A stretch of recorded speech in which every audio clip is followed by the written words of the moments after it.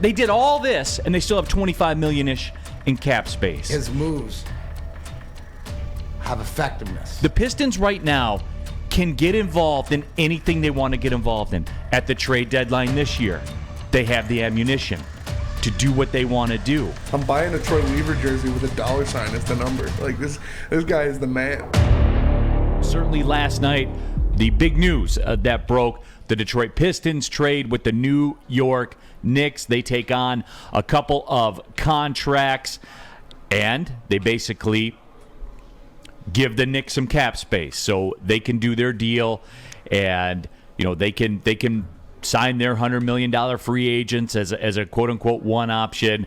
But the breakdown of the deal, the Knicks sent the Pistons Nerlens, Noel, and Alec Burks in order to clear cap space so they could sign Jalen Brunson to a $100 million plus contract. Pistons also scoop up a couple of second-round picks. And this was something, D-Mac, I don't want to do I told you so because I don't do that. But you could see this though because it was so easy to see in that all the factors were there. It was like a Saturday night with a Sunday off, with a nice evening, with a lot of gypsy in the cabinet, and your deck, and a great sunset. All the elements were there to have a good time, and that's what Troy Weaver did. And look, you can say that. Does a deal like this, does that say, hey, the Pistons are out of the free agent market? I don't think that's the case because they did all this and they still have $25 million-ish in cap space. Here's my interpretation of what's going on with that trade. You acquired two flippable assets. So like anybody who says, I don't like this trade, again, it goes back to the whole thing where then I don't think you understand it. Because they're not done getting their return on this trade. Because Noel and Burks are flippable assets. So a lot of the same analogy you're using is when we traded Jeremy Grant. Bingo. The first day, it was like, oh, we got this protected pick back and whatever. But that just moved the needle for the next move. Then it made it into one move. So you're saying this is sort of along the same lines. What gets me thinking is that, okay, so the conversation, right, when you're going to make the Kemba Walker deal and stuff like this had to be in there. Oh, what about the rest of it? Oh, yeah, you're trying to get Brunson, so we got to clear more cap space. Okay, let's just do it this way. We'll revisit that tomorrow. Right, and see what it is, because then Troy Weaver knew. It wasn't like he had to make a split-second decision. A lot of times we see at the trade deadline, and are you going to make this or you're not going to make this? We got to go now.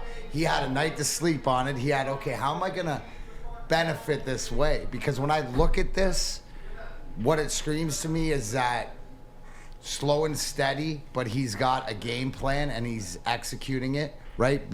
It needs to be down the road. Right, we need to let this play out. His moves have effectiveness, right? So one move leads to the other instead of what we have going on with Alavila and just give everybody away and do right. It's what you're explaining to me is the mentality of where we're going, and just like the Jeremy Grant trade, where it was like the first piece of the puzzle. This is in the same way as working the cap and seeing what we're going to get. And there's a degree of it to that in my mind, but also, D-Mac, at the same time, with that space, you're not out of the mix for anybody per se. You can get involved. If you're the Pistons, you can still get involved in anything that you want to get involved in. And there's very much a Steve Yzerman-esque flavor to this in that what does Steve Yzerman have? He has cap space, he has draft capital. He can do anything he wants to do. If he wants to go after a big fish, he can go after a big fish. If he wants to add role guys, he can add role guys. He can rent out cap space for draft capital a lot the same way that the Pistons are doing that. They acquired assets and didn't change anything. See, I mean, I think people are forgetting that the Pistons right now can get involved in anything they want to get involved in. At the trade deadline this year, they have the ammunition to do what they want to do. Because, again, you go to these two contracts that they took on, they both have club options for next year. So you can take that on and tell Nerlens Noel, deuces. You're out of here, and that's it. So, for me, this was just a cap space rental situation. And that's not to say the Pistons, as soon as free agency starts in a couple days here, that's not to say they won't be players. They can be if they want to be. Maybe there's nobody out there that really grabs them. Maybe there's nobody out there. But even if they do, they can go the sign and trade route still. Well, does this tell you that doesn't mean their priority is to give a max contract out? It's because if they, right, doesn't seem like this year that's a priority. I would start looking in to see, okay, what is he planning ahead for? And who could he go out there and get? You mentioned it, sign and trades. That's huge in the NBA. So who's available in that aspect? I just think that he's cooking down there as far as the brain power and as his finger on the pulse of what he wants his team to be. I think it changed, right? Obviously when Sacramento, and he was able to get Jaden Ivey, because I think if you ask Troy Weaver, no, we didn't think we were going to get him. That was the B plan, and it sort of changed everything up, but he also knew where he was going. The B plan didn't come, Neal, and you go, oh, we're on the B plan. Now what? They had a contingency, and that's what, the more and more layered that this gets, the deeper that it gets, the more we get into the draft capital, the salary cap, what we're going to do, the conversations. You nailed it to me. We're in the mix. We're in the conversation. And if you're in the conversation, we're in the conversation in basketball, we're in the conversation in hockey. You got to think we're near in the conversation in football. Right? So that's what you want, because that means competency. Competency by Troy Weaver. So it might not mean what you thought it meant for this year, making a splash, but it looks like it's solidifying, building, moving forward. And when you talk about like plan A's and plan B's, I think that as far as Troy Weaver's concerned, that's going all the way to the D, the E, and the F.